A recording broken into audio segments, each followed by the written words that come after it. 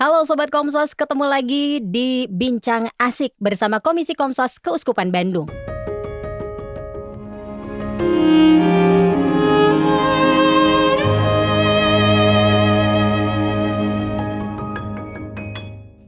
Oke, di Bincang Asik kali ini saya sudah kedatangan dua narasumber. Yang pertama adalah Romo Sigit dan yang kedua adalah Bapak Hermanus dari Komisi PSE. Nah, kita bakal ngobrol-ngobrol seputaran Komisi PSE di episode kali ini. Langsung aja, hai Romo Sigit dan juga Pak Halo, Hermanus. selamat siang. Selamat Halo siang, Mbak, apa kabar? baik-baik Mbak. Baik, sehat. Sehat, Sehat. puji Tuhan. Langsung dari Subang, Romo? Langsung dari Subang. Ini bawa nanas dong. Nanasnya terlalu besar jadi susah bawanya. Di Jalan Cagak besar. Di Jalan Cagak. Nanas mah banyak, Risan, beli aja di Lembang gitu. Kalau Pak Hermanus dari Subang juga atau Bandung? Cimahi. Oh, Bandung coret.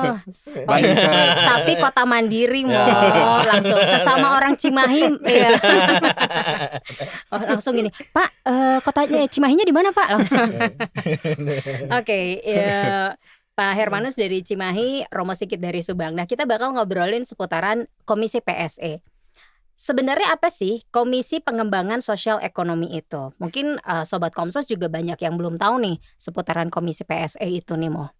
Ya, Komisi PSE sesuai dengan namanya, karena ini komisi, maka ini bagian dari sarana yang disediakan di Keuskupan. Ada banyak komisi, salah satunya Komisi PSE. Nah, PSI ini ada di bawah bidang pelayanan, ya, diakonia. Itu ada satu rumpun yang memang khusus berkaitan dengan pelayanan. Salah satunya adalah Komisi PSE. Nah, komisi ini menjadi sarana bagi gereja untuk menghadirkan diri, terutama berkaitan dengan persoalan-persoalan nyata yang dihadapi, persoalan sosial ekonomi, terutama bagi masyarakat yang kecil dan terpinggirkan. Jadi intinya ini adalah wujud dari komisi ini menjadi sarana bagi gereja untuk menghadirkan diri dalam persoalan real masyarakat, bukan hanya soal urusan liturgi, urusan pewartaan. Nah, ini kita langsung terjun ke masyarakat. Urusan kehidupan. Betul Ya. sekali. Urusan manusia, urusan kehidupan, ya, keberlangsungan hidup manusia. Terutama memang ada pilihannya adalah yang kecil dan terpinggirkan, itu menjadi catatan penting, ya. Oh, itu di caps lock ya, di Ya. bold gitu ya. Oke, nah tugas perutusan Komisi PSE itu apa?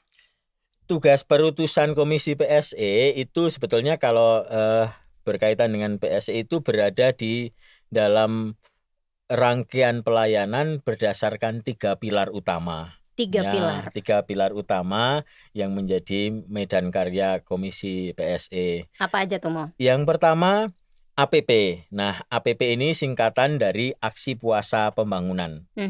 Jadi kalau setiap masa Prapaskah, seluruh umat itu dihimbau untuk mengumpulkan dana APP sebagai wujud nyata dari aksi puasa, bentuk pertobatan.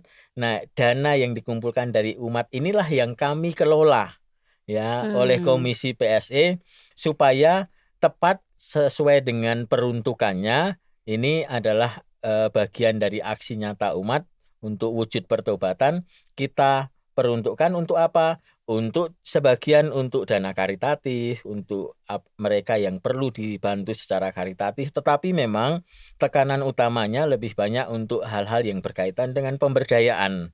Itu pemberdayaan, kegiatan-kegiatan pemberdayaan. Nah, itu bisa kita dukung dengan dana dari APP ini. Misalnya ada kaderisasi kaum muda mengalami keterbatasan dalam dana, bisa mengajukan proposal ke Komisi PSE, nanti kami alokasikan dari dana APP itu. Syaratnya apa, Mo? Saya masih muda. Ya. Bisa saya langsung mengajukan proposal. Proposal apapun syaratnya biasanya kami melalui jalur dari paroki. Jadi Itu apa maksudnya, mengajukan proposalnya untuk apa nih? Misal Pak Hermanus ketawain saya. ya untuk kegiatan untuk pemberdayaan, untuk kalau terkait dengan kegiatan bagaimana gereja hadir di tengah masyarakat bisa untuk aksi sosial, gereja dalam rangka untuk semakin bisa dekat dengan masyarakat, untuk terlibat dalam persoalan-persoalan sosial. Apakah anak muda yang harus aktif di gereja atau? Sebetulnya tidak harus orang muda, artinya ini umum. Tadi contoh saja ya.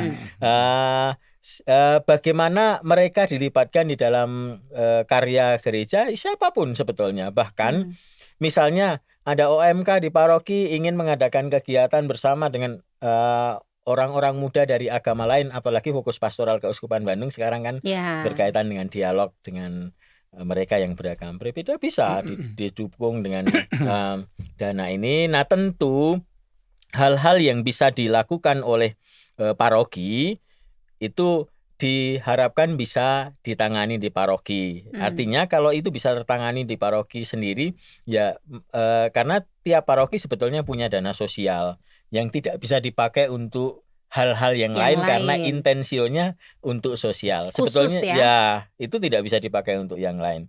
Tetapi kalau dari dana yang di paroki itu tidak mencukupi, bisa mengajukan melalui komisi PSE, nanti kita bisa mengalokasikan dari dana APP yang terkumpul. Itu pilar yang pertama. Itu yang pertama. APP. Yang kedua. Yang kedua tadi, Pak Hermanus. Ada tambahan, Pak. Tadi masalahnya itu Mbak Krisanta nggak tercatat di OMK paroki. Sudah tidak masuk kriteria. Sudah bukan OMK.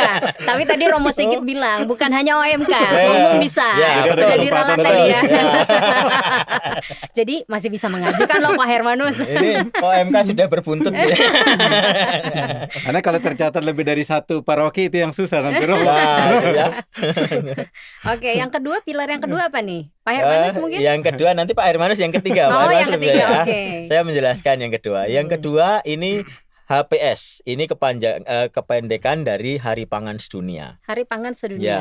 Jadi salah satu concern atau perhatian dari Komisi PSE adalah melihat kemungkinan bagi kita gereja untuk terlibat dalam hal berkaitan dengan isu-isu yang berkaitan dengan ekologi. Nah, apalagi pada saat ini kami kemarin baru saja mengadakan pertemuan nasional Komisi PSE KWI, menjadi fokus untuk 3 tahun ke depan itu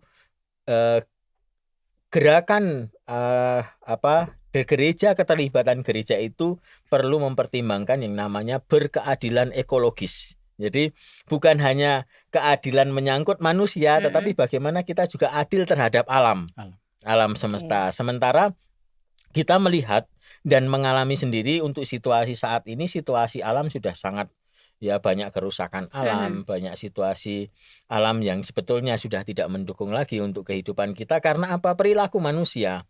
Nah, di sanalah kemudian fokus programnya bagaimana di tengah situasi alam yang sudah rusak ini kita bisa tetap memberdayakan dengan lebih bersahabat dengan alam itu untuk mendukung soal ketahanan pangan. Bagaimana kesiapan kita untuk mencukupi kebutuhan pangan kita tanpa merusak alam itu.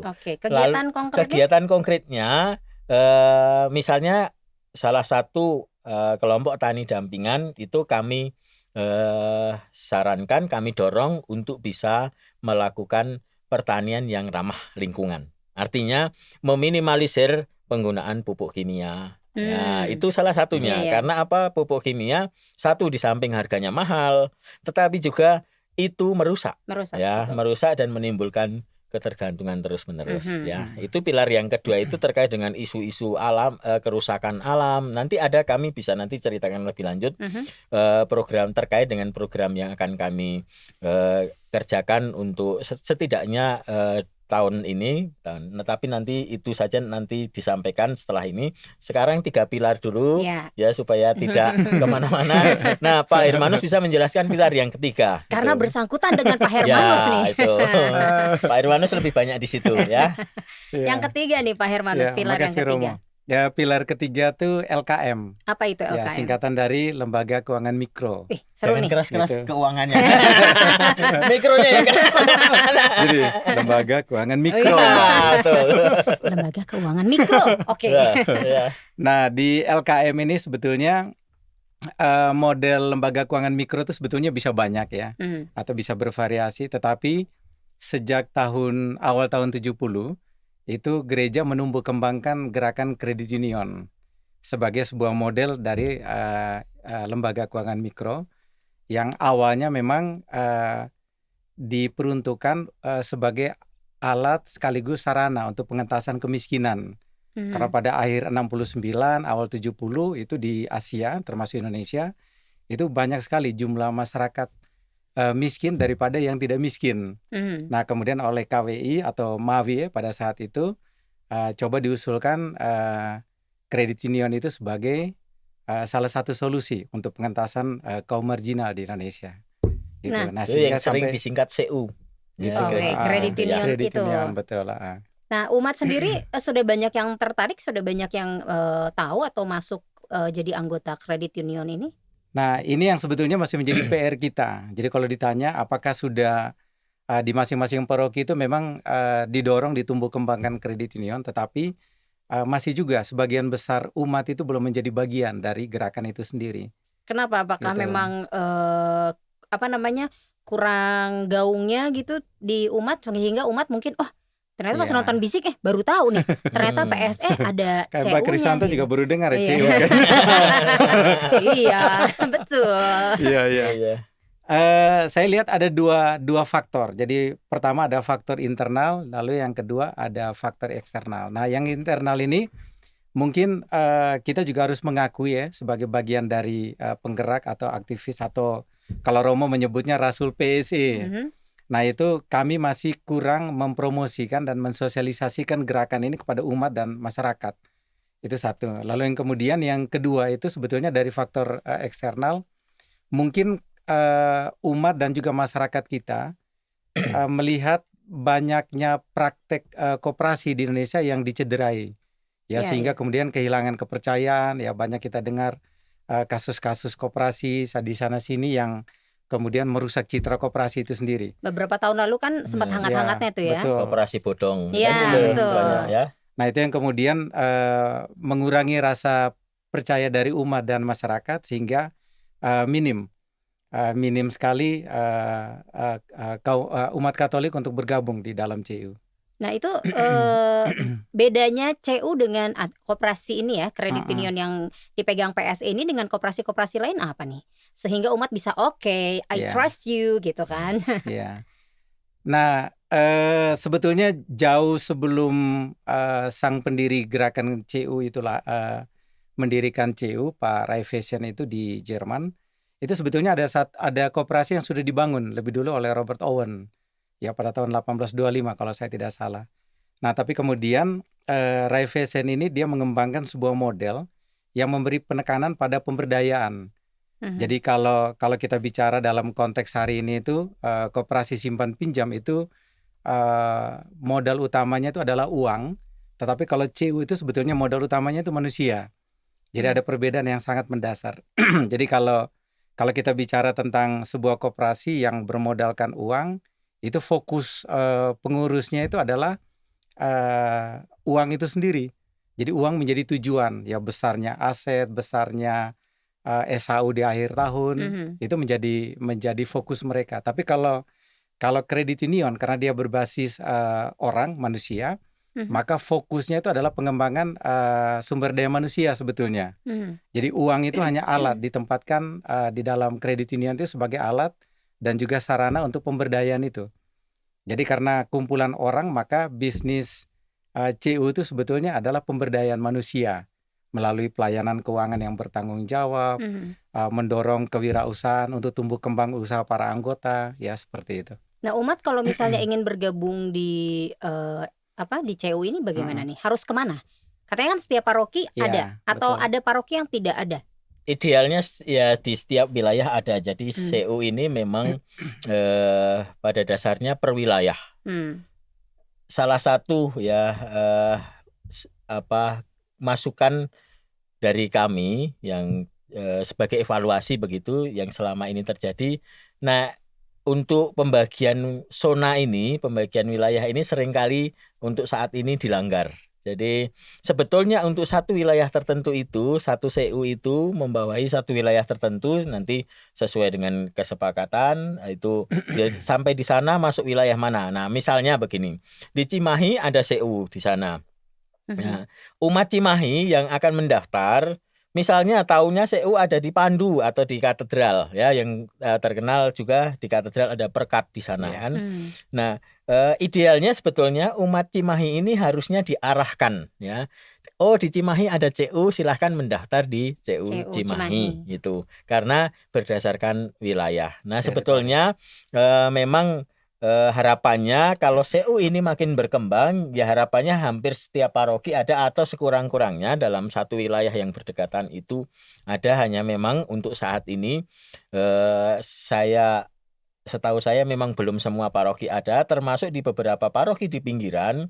Ya, termasuk paroki saya, yaitu harus mengimpor. Jadi ada petugas CU yang dari Bandung, mereka datang menginduknya masih di CU yang di Bandung karena di sana satu keterbatasan sumber daya, ya terutama itu sih kalau CU ini karena berkaitan dengan persis seperti yang dijelaskan Pak Hermanus tadi, ini bukan soal urusan pertama-tama soal uang, tetapi bagaimana manusia itu dibantu untuk bisa diberdayakan, termasuk juga maka urusan sumber daya, bagaimana mengelola CU itu kan menjadi penting adanya orang-orang gitu. Nah, di paroki-paroki pinggiran biasanya agak terbatas untuk soal itu, maka agak kesulitan untuk membuka CU sendiri. Itu selama ini diatasi dengan tadi ada CU di Bandung yang cukup besar, bisa memberikan pelayanan juga di daerah itu. Mungkin ini yang tadi faktor intern itu bahwa kurangnya promosi CU kepada umat-umat yang ada di paroki Keuskupan Bandung gitu ya, sehingga mungkin umat yang tadinya Cimahi taunya hanya ada di Pandu atau di katedral gitu, sedangkan umat Cimahi nggak tahu ternyata di Cimahi ada gitu betul. Kan. Nah itu apakah salah satu program Komisi PSE juga nih untuk mempromosikan CU ini kepada umat untuk tahun ini nih, program-program? Begini, cara kerja PSE itu sebetulnya tetap mengacu kepada yang namanya prinsip subsidiaritas. Apa itu subsidiaritas? Apa yang bisa dilakukan oleh kelompok yang lebih kecil itu sebaiknya dilakukan oleh kelompok itu, misalnya paroki. Nah, dalam hal ini, kalau ini kan Komisi PSE Keuskupan. Nah, apa yang bisa dilakukan oleh paroki? Sebaiknya dilakukan oleh paroki. Nah, kami memfasilitasi. Jadi kami memang ada program, merencanakan program untuk nanti bertemu dengan seksi PSE paroki. Maksudnya adalah supaya PSE di paroki itu mengerti betul ya apa sebetulnya yang bisa menjadi peluang-peluang untuk karya mereka di tempat mereka. Salah satunya adalah bagaimana mensosialisasikan CU ini ya untuk warga parokinya. Kan kalau yang mensosialisasikan orang di tempat itu sendiri itu lebih saya kira akan lebih bicara gitu daripada kami yang di Keuskupan lebih memfasilitasi. Kalau perlu ada katakanlah pelatihan untuk sosialisasi itu bisa nanti kita bantu. Memang dalam waktu dekat itu kami merencanakan mengumpulkan seksi paroki dalam kaitan dengan itu salah satunya. Itu selain hal-hal yang lain terkait dengan program PSE gitu. Nah, semoga ini Sobat Komsos yang nonton Bisik episode kali ini tahu ya, dan lebih ternyata ada CU nih, saya tertarik gitu dibanding ikut koperasi-koperasi yang lain, ikut yang di PSE aja gitu kan. Toh di setiap paroki, ya nggak di setiap paroki sih, maksudnya di paroki pun ada gitu ya Mo ya. Kalau di lingkup Keuskupan Bandung rasanya hampir semua paroki punya CU. Punya. Di dalam kota ya, dalam kota, luar kota ya. Misalnya kalau dulu kan CU pertama lahir kan di paroki Kamuning, namanya CU Kamuning. Lalu kemudian dalam perjalanan waktu CU Kamuning tutup ya. Lalu tapi sekarang sebetulnya ada penggantinya, saya lupa namanya. Jadi mereka mendirikan yang baru. Lalu di Odilia juga ada, di Melania juga ada, paroki Cimahi ada, katedral ada perkat, lalu kemudian Pandu, ada Pelangi Kasih. Lalu ada juga di luar basis paroki itu ada berbasis yayasan pendidikan. Jadi misalnya di Santa Angela itu ada Tunas Merdeka, ada Credit Union Tunas Merdeka.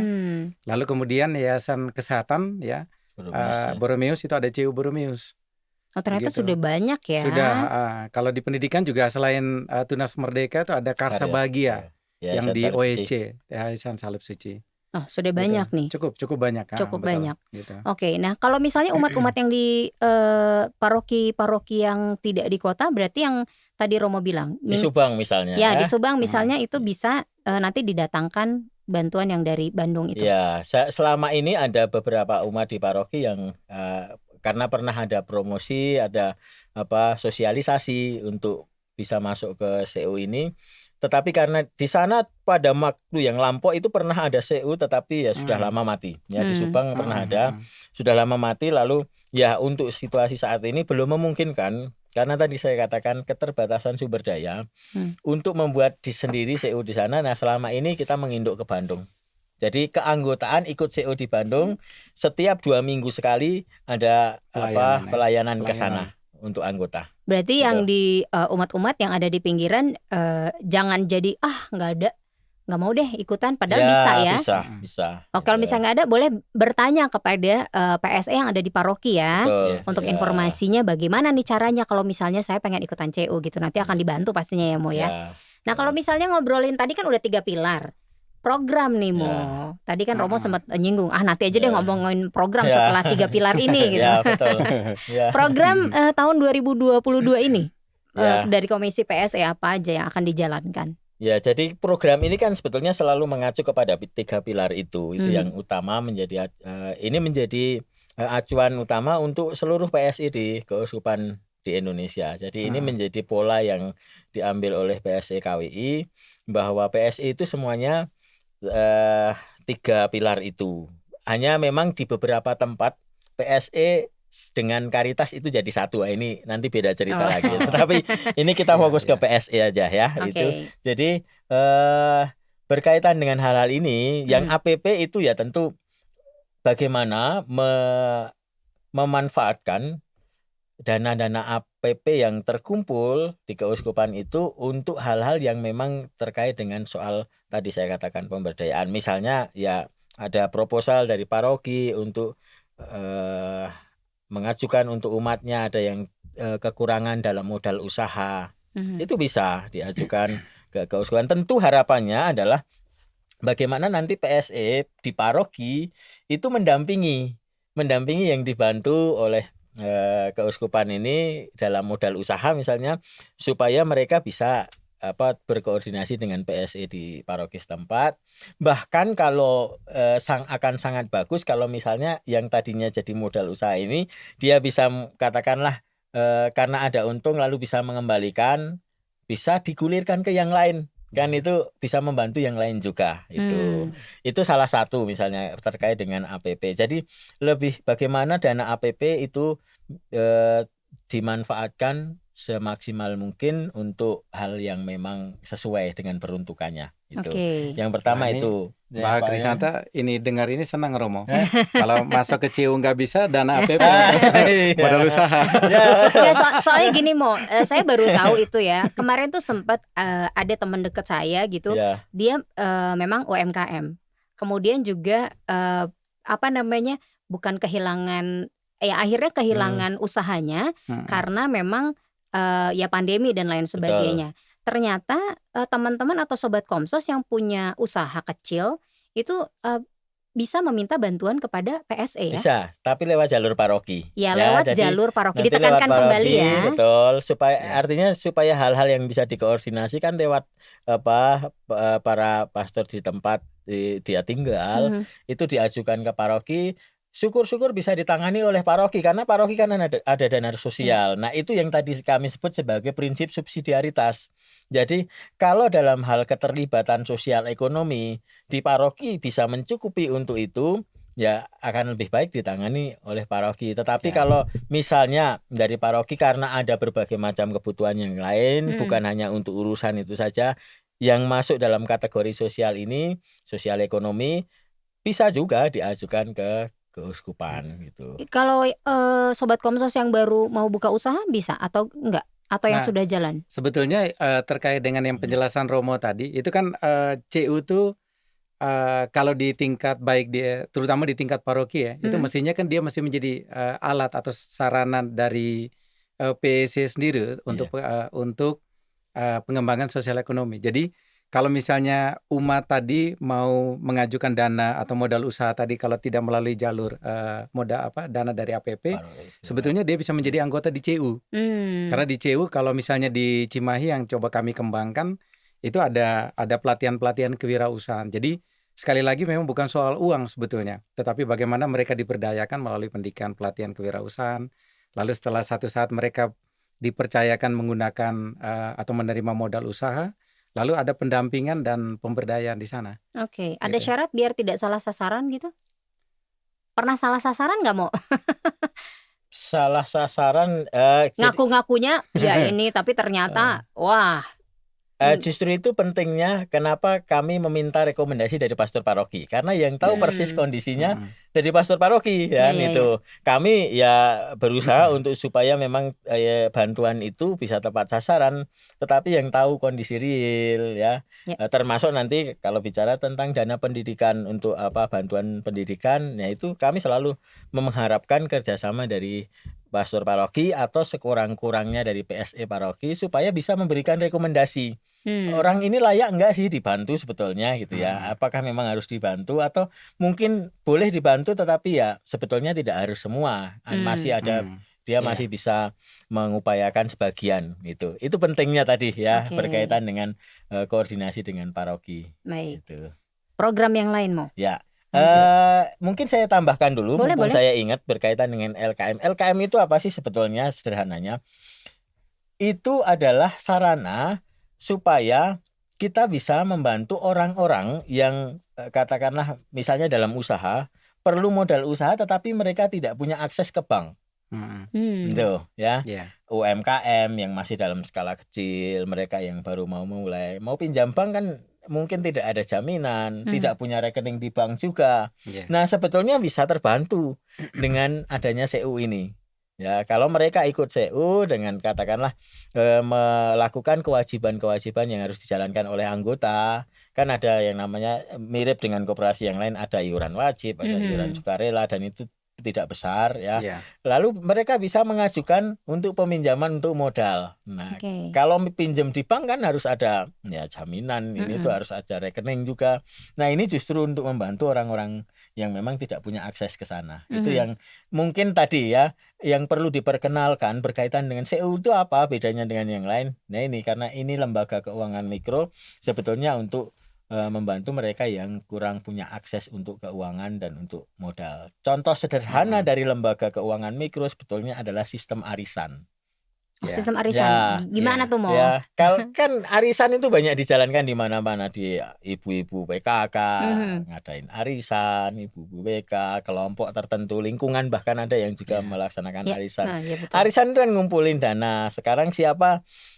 Kalau itu kan sistemnya di lotre gitu ya, diundi siapa yang dapat duluan. Meskipun kadang-kadang ada yang nitip juga saya ya.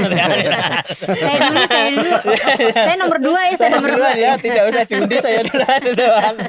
Nah, tapi sebetulnya prinsipnya adalah bagaimana ini ya saya modal saya hanya sedikit ini bulan ini hanya itu dikelola secara sistematis dan sederhana sehingga satu orang tertentu bisa pakai uang lebih dahulu dengan mengumpulkan dari yang lain-lainnya itu untuk melakukan sesuatu yang lebih besar.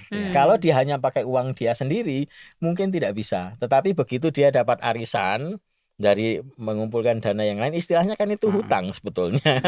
Ketika mendapat arisan kita memakai yang lain lebih bisa untuk katakanlah modal usaha gitu. LKM itu sebetulnya seperti itu bentuk yang ya sedikit lebih terencana, sistematis dari yang namanya arisan yang sudah dipraktekkan oleh banyak orang gitu kan itu. Dan sejarah berdirinya Credit Union itu sebetulnya modal pertamanya arisan.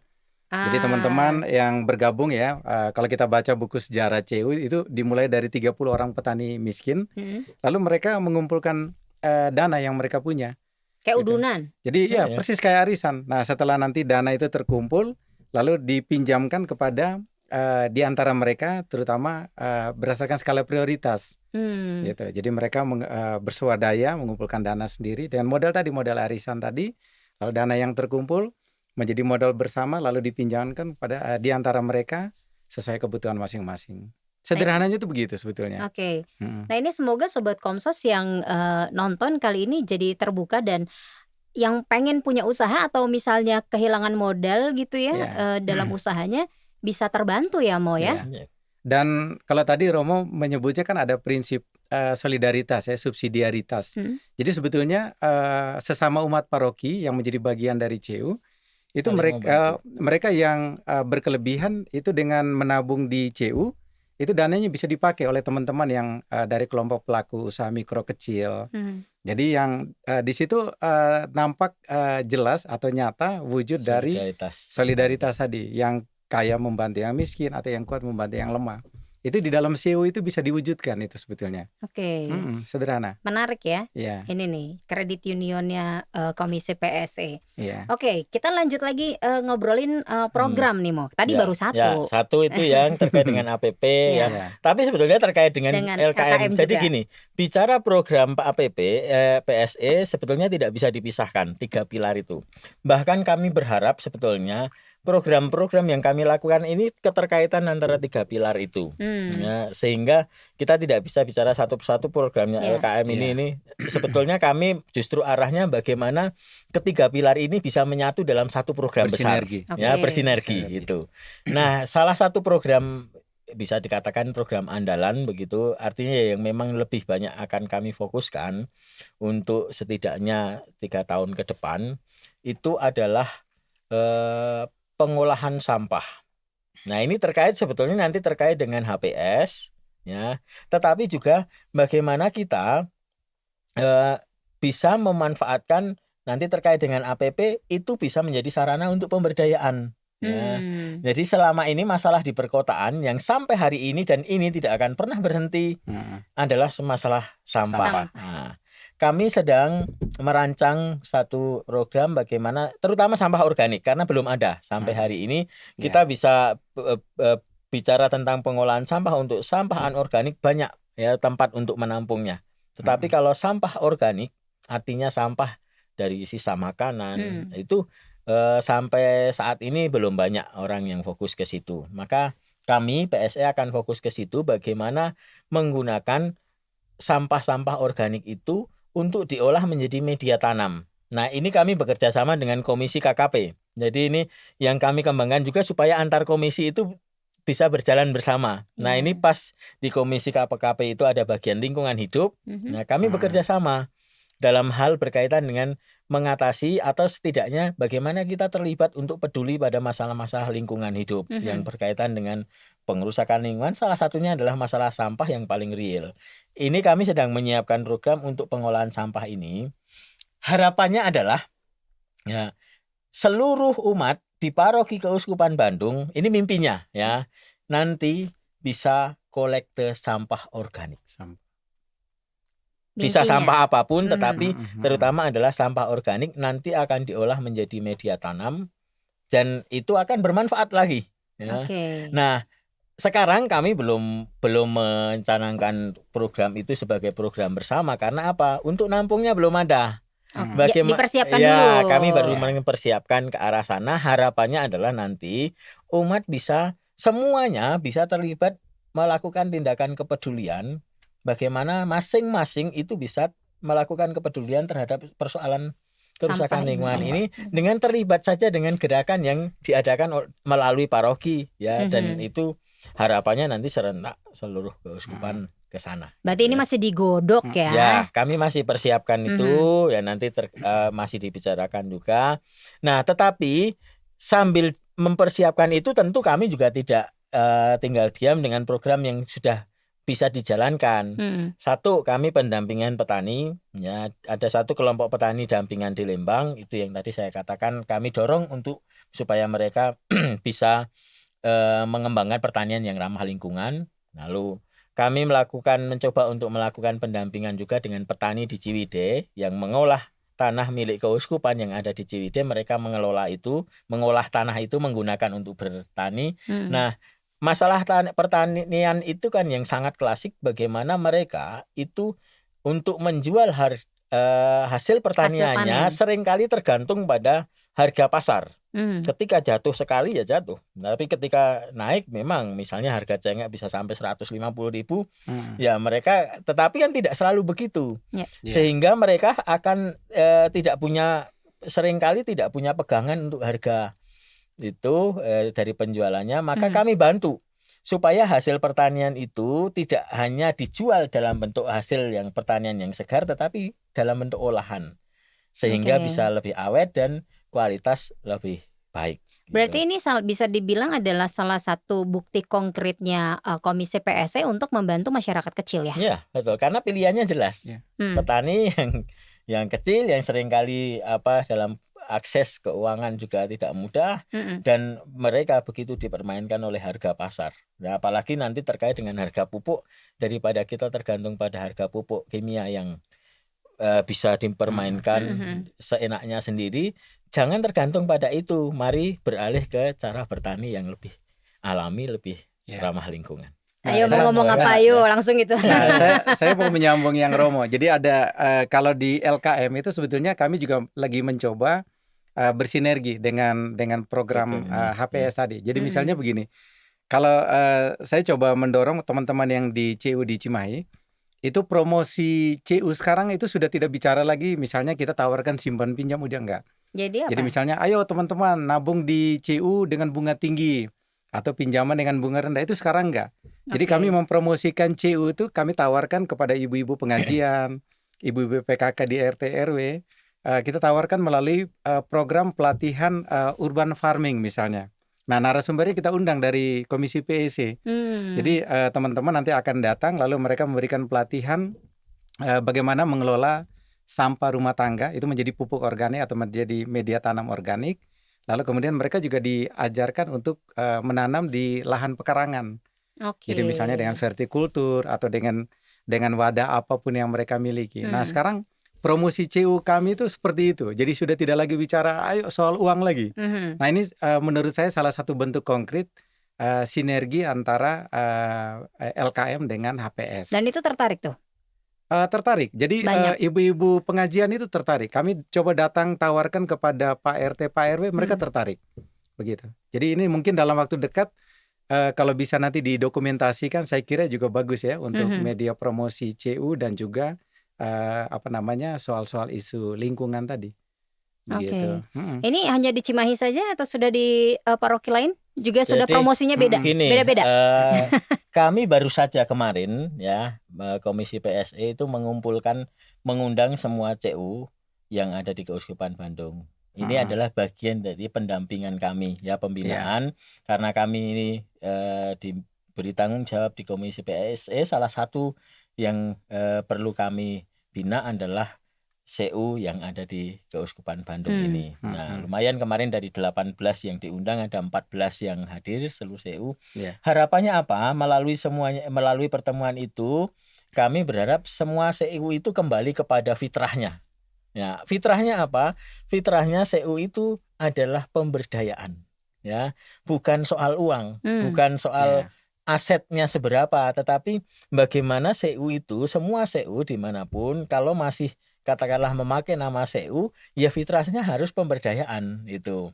Kalau tidak ada unsur itu ya tidak usah pakai nama CU lagi, koperasi simpan pinjam aja. Gitu. Apa bedanya dengan koperasi simpan pinjam yang lain? Karena fokus CU itu kenapa didorong oleh gereja, kenapa para delegatus sosial, dulu PSE itu delegatus sosial ya, di Mawi itu mendorong supaya CU ini disosialisasikan, banyak orang, bukan hanya orang Katolik tetapi semua orang yang memang bisa terbantu untuk itu masuk. Nah, karena itu fokusnya adalah pada pemberdayaan. Nah, ini harapannya dengan berkoordinasi dengan semua CU yang ada di sini, apa yang kita perjuangkan melalui CU ini tadi yang disebutkan adalah soal pemberdayaan, ini bisa terwujud di tempat masing-masing gitu. Gitu. Nah, itu kan tadi masyarakat kecil, para petani, terus juga tadi promosinya udah beda nih ya, CU ya. Ibu-ibu juga udah diajak yuk bagaimana nih caranya bercocok tanam dan lain sebagainya. Kalau Sobat Komsos yang kehilangan pekerjaan gara-gara pandemi, dibantu juga nggak sama PSE nih? Kehilangan pekerjaan. Iya. Ya. Niat kerja enggak itu? Niat Bisa juga kehilangan kerjaan, bersyukur malah. Bukan, maksudnya dia pandemi selama 2 tahun itu kan banyak sekali ya. Sobat Komsos yang kehilangan pekerjaan, entah itu di PHK, dirumahkan dan lain sebagainya gitu. Betul. Kemudian untuk mencari pekerjaan kembali kan mungkin akan lebih sulit ya. Kalau yang masih muda usianya mungkin akan lebih gampang. Tapi kalau misalnya usianya sudah tidak produktif kan agak-agak susah gimana gitu kan. Betul. Banyak yang stres gitu. Nah, apakah PSE juga bisa membantu atau ada tindakan konkret atau gimana? Jadi gini, sekali lagi selalu koordinasinya itu lewat paroki. Nah, ini saya beri contoh bagus ya, artinya bagaimana di situ keterlibatan kita bisa hadir di situ. Nah, Paroki Garut misalnya sudah mengontak saya dari Romo Dwi yang ada di sana, mau mengadakan pertemuan untuk mengumpulkan orang-orang yang seperti itu. Jadi mereka yang pengangguran karena pemutusan hubungan kerja karena situasi pandemi, lalu ada kebutuhan misalnya mereka mau memulai usaha. Ya, nah ini lalu dari Romo Dwi menghubungi kami, ada enggak narasumber untuk yang bisa membantu mereka untuk memotivasi atau untuk memulai suatu usaha. Nah, di kami ada bidang LKM. Kembali lagi ya? Tadi ya. Oh, jadi berkesinambungan memang ya? Lalu saya kontak Pak Hermanus punya ada di bagian LKM itu bagaimana untuk mendorong orang untuk berwirausaha. Nah, lalu bagaimana untuk mendapatkan dukungan atas usaha yang baru dimulai itu, salah satunya nanti lewat CU kan itu. Jadi di sana memang harapannya adalah bantuan ini bukan menjadi bantuan yang sekali gitu ya. Artinya ya sudah tidak ada kelanjutannya. Ini pendampingan yang berkelanjutan. Bentuk keberlanjutannya apa? Kalau orang yang dibantu pada akhirnya bisa mandiri gitu kan. Bisa mandiri dengan kita dari PSE memfasilitasi saja, menunjukkan jalan apa yang perlu dibuat supaya bisa sampai ke sana itu. Yang harus melengkapi.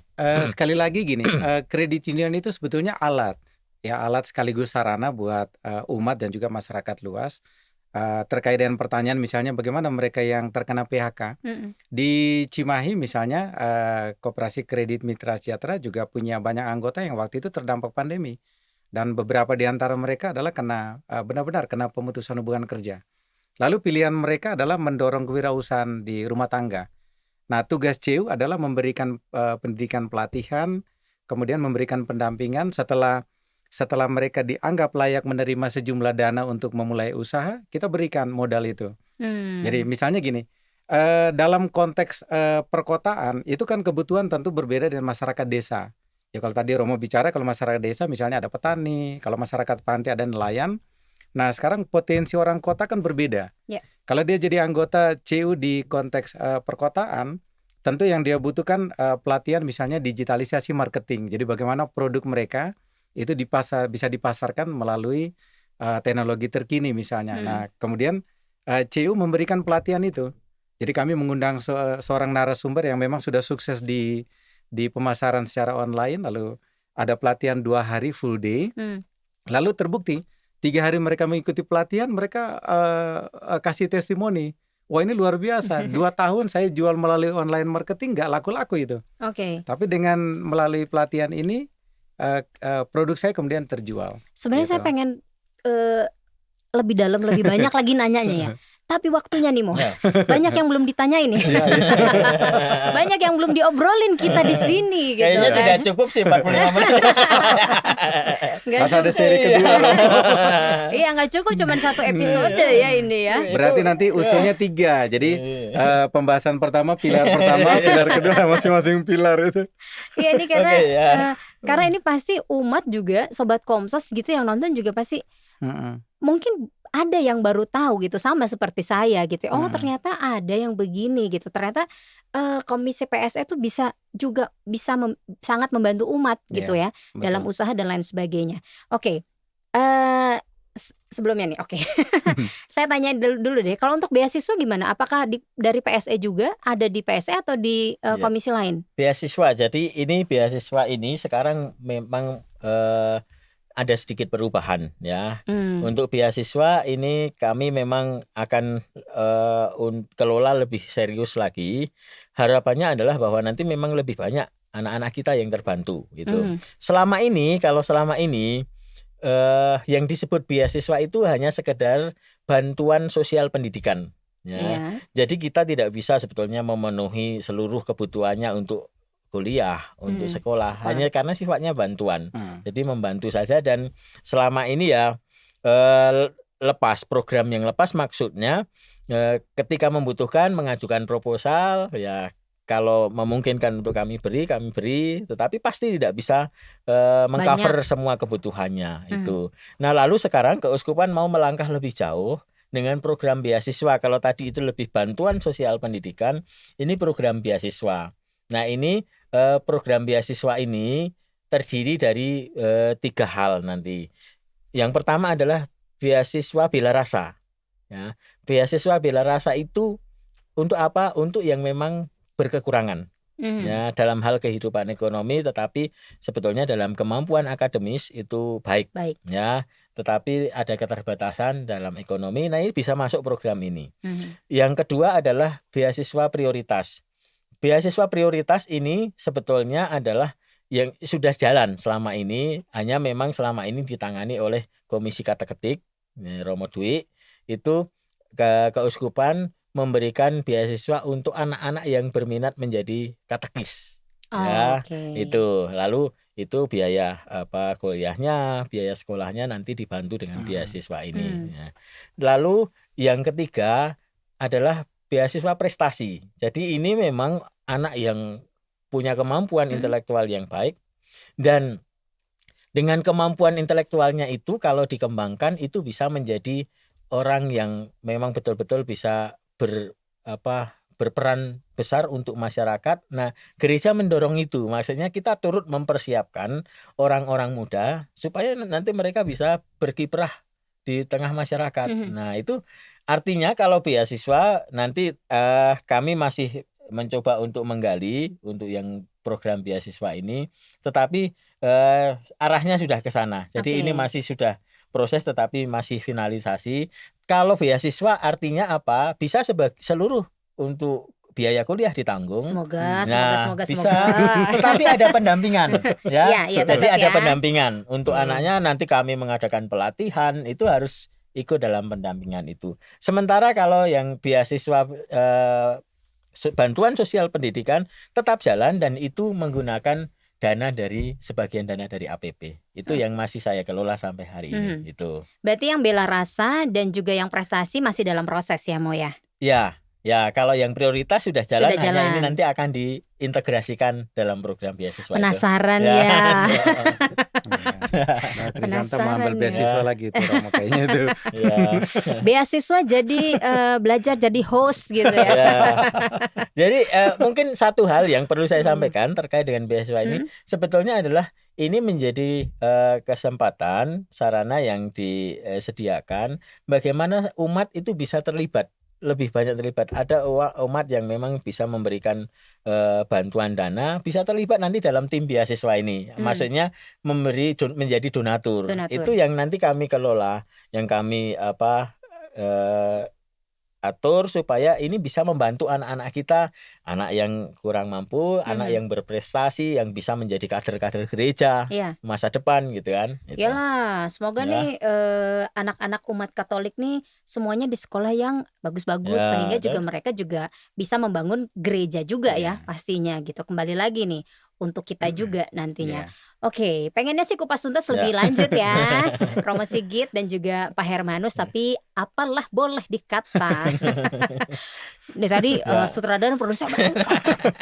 Oke. 2 jam juga cukup ya. 2 jam juga gak cukup. Sambil ngopi kayaknya makan gorengan gitu ya. Romo Sigit, ada yang ingin disampaikan kepada Sobat Komsos? Monggo silakan. Ya, Sobat Komsos yang terkasih, gereja itu hadir melalui banyak cara. Kita hadir mengungkapkan iman kita melalui liturgi, melalui pewartaan, melalui hal-hal yang terkait dengan pembinaan iman kita. Tetapi tidak cukuplah keterlibatan kita hanya dalam hal-hal itu. Komisi PSE itu menjadi sarana untuk menghadirkan gereja secara nyata dalam realitas konkret masyarakat. Maka Anda yang mau bergabung dengan itu, dengan hal-hal seperti itu, silahkan boleh bergabung bersama dengan kami. Ya, entah di tim yang di keuskupan, menjadi relawan di Komisi PSE, atau juga lebih bagus lagi Anda bisa terlibat di Komisi PSE di paroki masing-masing. Terima kasih. Oke, terima kasih Romo Sigit, Pak Hermanus sudah bincang asik di episode kali ini, sudah mau hadir ya. Dan semoga nih Sobat Komsos yang nonton episode kita kali ini lebih tahu lagi nih seputaran Komisi PSE, dan mereka ya seperti yang tadi Romo Sigit bilang ya, mau terlibat di PSE paroki. Ya, betul. Gitu. Oke, Sobat Komsos, kalau gitu sampai di sini dulu ya episode kali ini. Saya harus pamit dan kita ketemu lagi di episode selanjutnya. Dadah.